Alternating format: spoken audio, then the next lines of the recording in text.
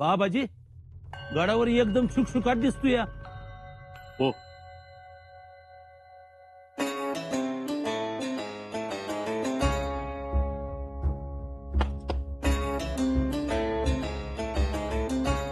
अरे स्वराज्याचं युवराज गडावर येत्यात, त्या नगरावर एक साधी टिपरी सोडत ताशा बी नाही वाजला, ढोल लेझिम लांबच. होय खराय. किल्लेदारांना सांभाळू नका का याला? अहो त्याने तर 2 गाव सामोरे यायला पाहिजे. मग आहेत कुठं? मला बी ठाव नाही. मला समजलं तेव्हा मी सज्जा कुटीच्या बुर्जाच्या मागच्या बाजूला होतो. तिथनं आलो धावत धावत इथं.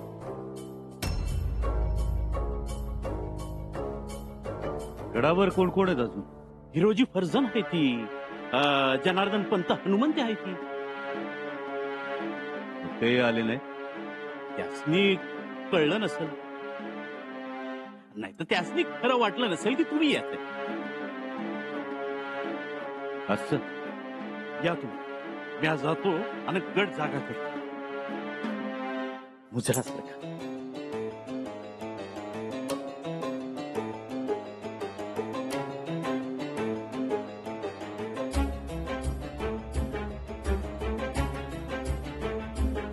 मामासाहेब, आम्हाला काहीतरी गडबड वाटते. मला बी तसंच वाटते.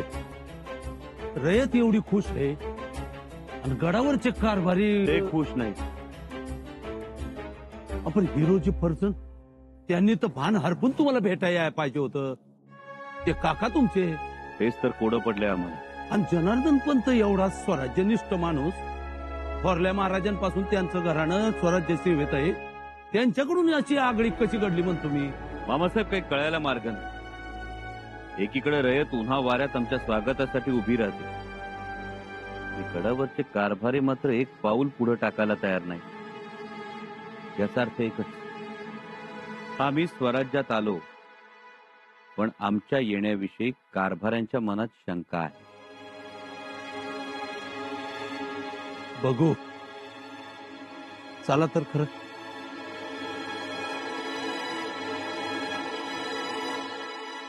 मातोश्री, मातोश्री,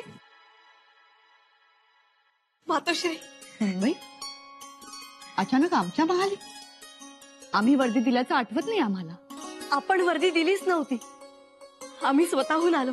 म्हणजे यावंच लागलं, कारण घटनाच तशी घडलीये. काय झालंय? आधी साखळ्या घ्या, तोंड गोड करा, मग सांगतो. घ्या. सांग ना. मातोश्री, आपले युवराज स्वराज्यात परत आले.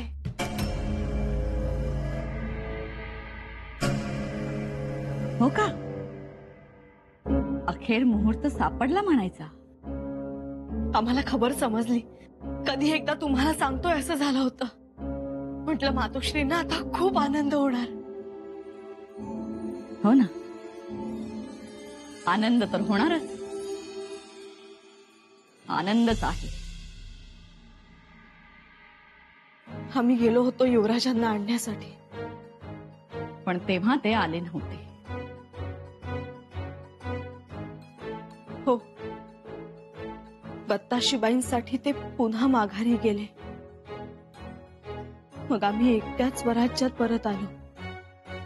तेव्हा आमचं असं झालं होतं. पण मातोश्री, तेव्हा आम्हाला युवराजांनी शब्द दिला होता, आम्ही लवकरात लवकर स्वराज्यात परत येऊ. आणि बघा, स्वराज्यात परत आले. पण हे केवळ तुमच्या आशीर्वादामुळे. आमचा आशीर्वाद? हो, अहो, तुमच्या आशीर्वादाशिवाय हे घडणं शक्यच नव्हतं. एवढ्या चौकी पहाऱ्यातून येणं, तेही सलामतीत येणं शक्य नव्हतं मातोश्री. पण तरी देखील आले. आमचं ऐकलं युवराजांनी आणि आम्हाला आमचा शब्द खरा करता आला. हो सुनबाई, शब्द खरा ठरला तुमचा. स्वराज्यात आलेत म्हणजे कुठवर आलेत युवराज? पन्हाळगडावर. म्हणजे पोहोचलेच की. आता आले की नीट लक्ष द्या, नाहीतर जातील परत दुसरीकडे कुठे. घ्या, तोंड गोड करा.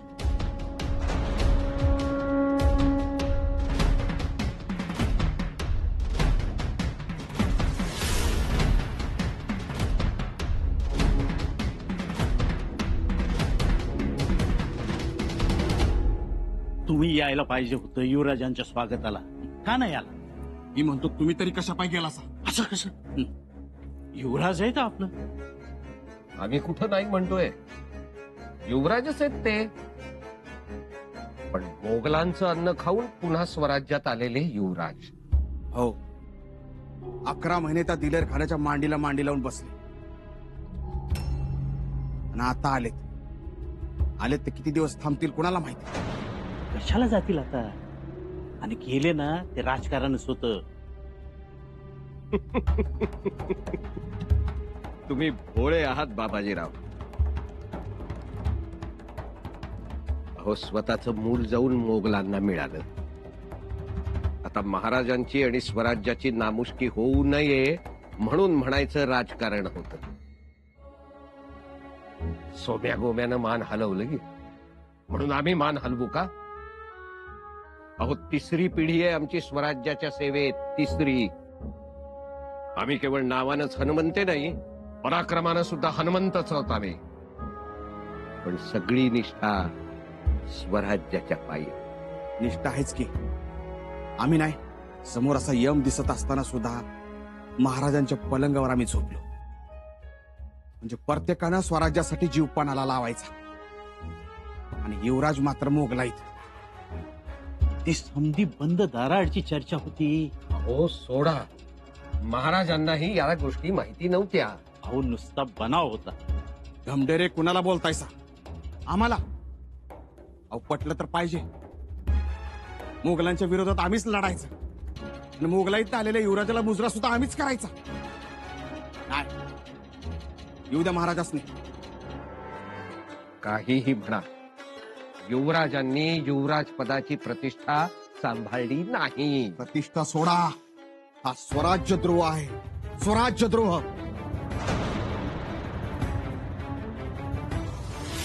याला राज्यात थारा नाही. महाराज सुद्धा हे खपवून घेणार नाही. उलट म्हणायला बसलेत, कशाला पुढे गेलात स्वागत करायला.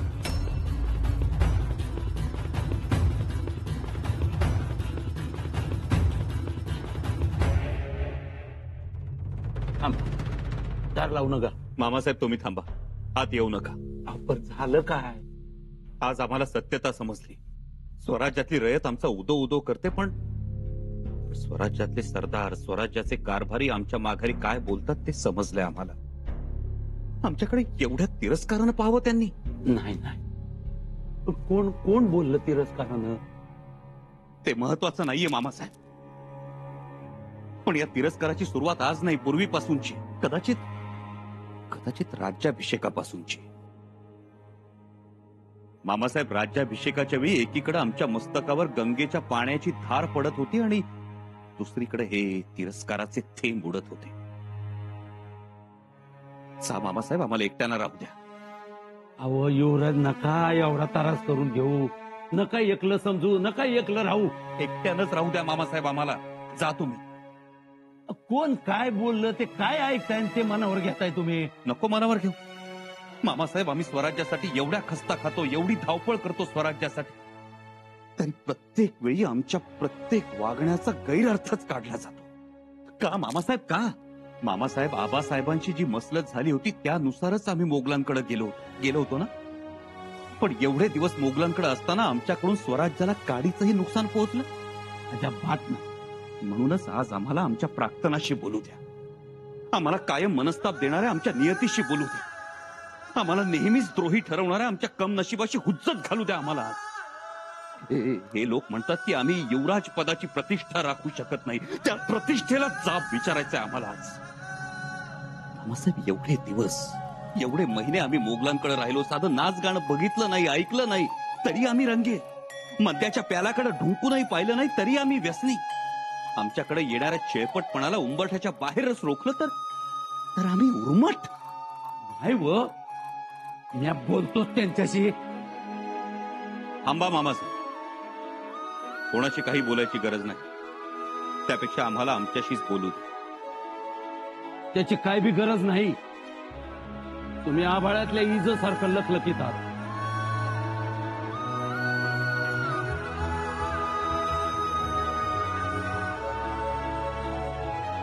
तेच पाहायचंय आम्हाला.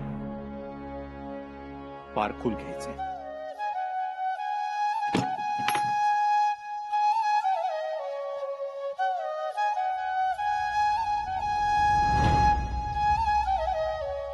महाराज, आम्हा सगळ्यांचे एक इंतीचा मान ठेवा. आज पालीतच मुक्काम करा. खंडोबाचं दर्शन घ्या आणि उद्या भल्या पहाटेला निघा. आम्हाला तातडीनं पन्हाळगड गाठायचंय. अहो मग जाल की. जेवा खावा, आराम करा आणि निघा. आणि हे काय, तुम्ही सगळे उभे का? बसा की. आणि खराडे पाटील कुठे आहेत? ते आत्ताच मानदेशात गेले, पण अजूनही 24 गाव तुम्ही दिलेल्या निवाड्याची आठवण काढतात. खंडोबाच्या पालखीचं मान या काळभर पाटलाला दिला तुम्ही. तुमची बाजू सत्याची होती काळभोर पाटील. तर आता काही अडचण? अहो अडचण आहे तर. कसली अडचण? अहो गावातल्या समध्या पोरासनी एकच याड लागलं या. कसलं वेळ लागलं? अहो त्यासनी युवराजांच्या पत्तात सामील होऊन तलवार गाजवायची आहे. पण युवराजांच्याच का?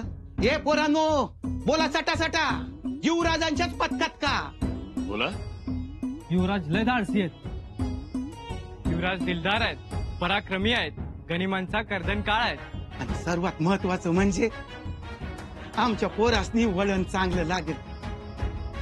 आम्हाला बी त्यांच्यासारखं व्हायचं आहे. आम्ही सांगतो शंभूराजांना, पाली गावातल्या पोरांना तुमच्या पथकात घ्या म्हणून. बरोबर.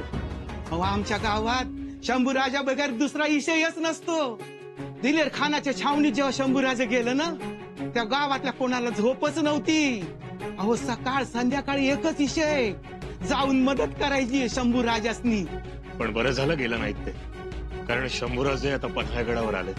हो, पण त्या बहादूर खानाची पगडी उडवल्याची खंडोबाच्या देवळात केवढी मोठी चर्चा रंगली. आणि दिलेर खानावरती शंभूराजे तलवार घेऊन धावले, त्या बी गप्पा होत्या.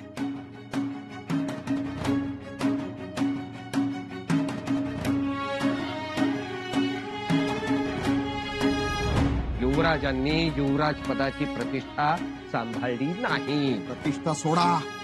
हा स्वराज्यद्रोह आहे. स्वराज्यद्रोह. शंभूराजे तुमच्याबद्दल तुमच्या माघारी रयत असं बोलते हे ऐकून खूप आनंद होतो. तरुणांना तुम्ही आवडता, आयाबायांना तुमचा आधार वाटतो. तुम्ही मोगलांच्या गोटात होता तर तरणी ताठी मुलं मावळे अस्वस्थ होते, त्यांना तुमची काळजी वाटत होती. हे ऐकून खूप भरून पावलो. शंभूबाई, आम्ही तुम्हाला या आगीच्या वावरात पेरलं, पण तुम्ही मोत्यांचं कणीस होऊन उगवलात. आम्ही तुम्हाला नेणत्याचे जाणते केले, पण तुम्ही हातात तलवार घेऊन संकटाची स्वयंवर जिंकलीत. आम्हाला अभिमान, गर्व आहे तुमचा. महाराज, युवराजासनी सांगा. वय 8-10 पोरं तरी फौजेत सामील करून घ्या म्हणा. ठीक, आम्ही जरूर सांगू. पण आता इथे थांबून चालणार नाही, आम्हाला निघायला हवं.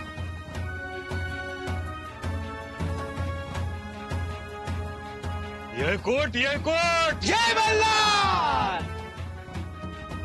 हर हर महादेव! हर हर महादेव! हर हर महादेव!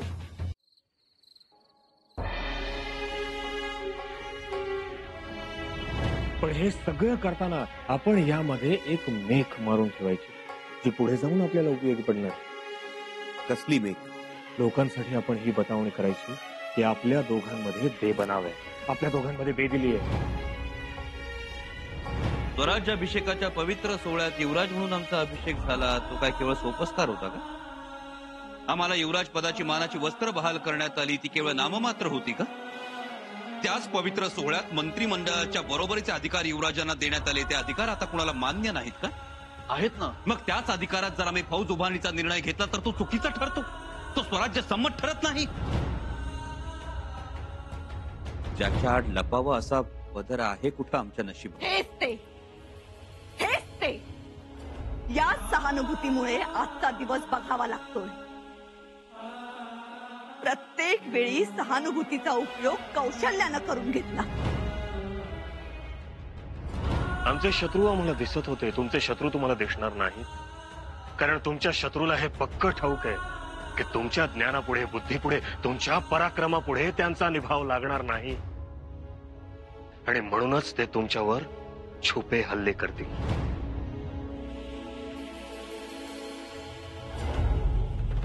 आबासाहेब पोचले असतील पन्हाळगडावर. युवराजांची आणि त्यांची भेट झाली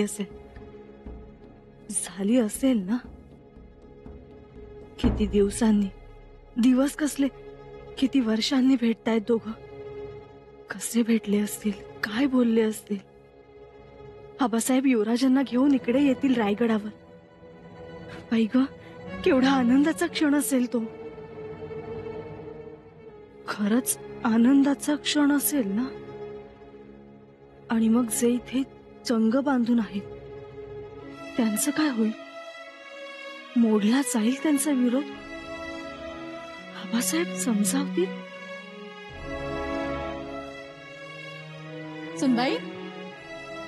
सुनबाई, काय व सारखं आपलं इचार हा. आणि होळका बघू काय आणलंय म्या. काय आणलंस? देवाचा टाक केलाय म्या. आऊसाहेबांमुळं सालीना 26 होऊन मिळतात मला सरकारातनं. ते साठवून हा टाक केलाय. लई दिसांची इच्छा होती देवाचा टाक सोन्याचा करायची. चांगलं केलंस. आता कुलधर्माची आणि कुळाचाराची पूजा असेल ना, तेव्हा युवराजांकडून ह्याची पूजा करून घेणार. पण त्यासाठी युवराज गडावर यायला पाहिजे. ते का नाही येणार गडावर? अगं इथे केवढा विरोध आहे. खरं तू आहेस कुठे? युवराजांनी रायगडावर येऊ नये यासाठी ठिकठिकाणी मोर्चे लावलेत लावणाऱ्यांनी. रायगड काही कुणाच्या बाचा नाही, रायगड युवराजांच्या बाचा आहे. मोर्चे लावत्यात. माझं लेकरू तिकडे किती रक्त ओकतय, किती खस्ता खाताय ते मला ठाव आहे. असं म्हणून तोंड असं चिमणीसारखं झालंय व्हय.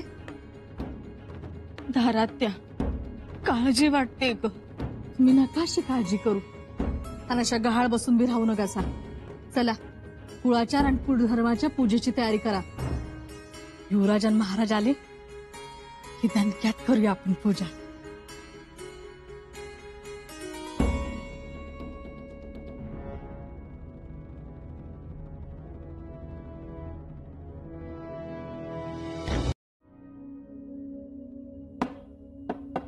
युवराज, दरवाजा उघडावा. युवराज. कोण? या बाबाजी. आम्हाला कोणालाही भेटायचं नाहीये. आम्हाला शांत बसू द्या. युवराज, दरवाजा उघडा. जा तुम्ही. तुम्ही दरवाजा उघडल्या बिगर म्या बी जाणार नाही.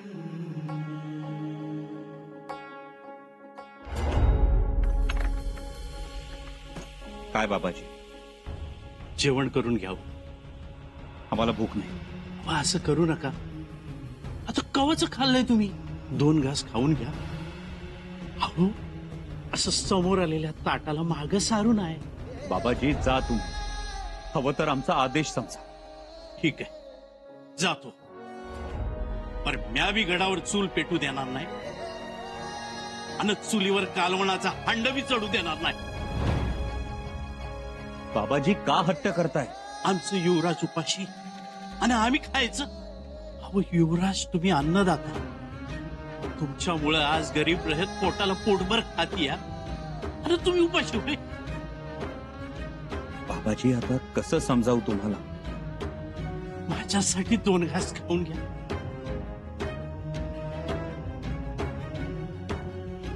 आता आम्हाला एकच भूक आहे, आबासाहेबांच्या भेटीची. जा तुम्ही.